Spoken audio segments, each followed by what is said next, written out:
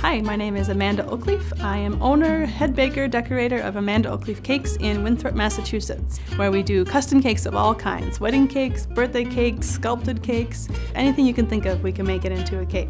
And today I will be talking to you about cake decorating. So we have our airbrushed cake, and now we're going to add a ribbon around the base and a little bow in the front. So we have our color, we're going to give it a little bit of a knead, and we want to sprinkle a little cornstarch so that'll keep it from sticking to the table. And we're going to roll out a long strip. So start with the shape that we want. We want a long ribbon. Okay. So that should be long enough to wrap around the cake.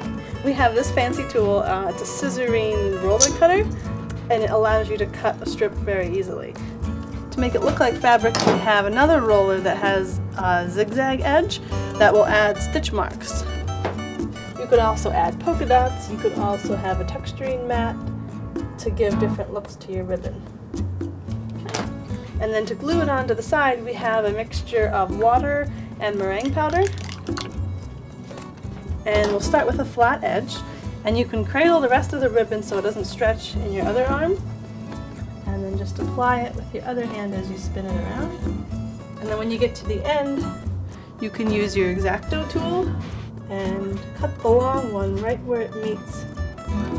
There'll be a little bit of a seam, but we can cover that up with the bow. So that's our ribbon. And then to make the bow, so those are extras, you want to cut out a shape where it's skinnier in the middle and wider where the bow edges would be, and then a little bit skinnier towards the middle again. So it's kind of like an untied bow tie. Yeah, that looks how I like it. And then we want a little bit of glue in the middle here because that's where the two ends are going to stick together. And then I also like to glue a little bit on the outside of these because that's where they're going to scrunch up into a bow. So put that in the middle, and the other one, a little bit of glue. And then you want to scrunch it up as if it was tied, and you can create a couple folds to make it look like it is fabric. And give it a good pinch.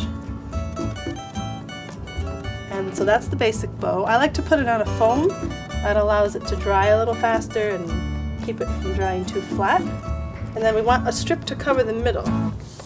So in your extra, cut a little piece that's wide enough, and you want it to extend and wrap around the back as well.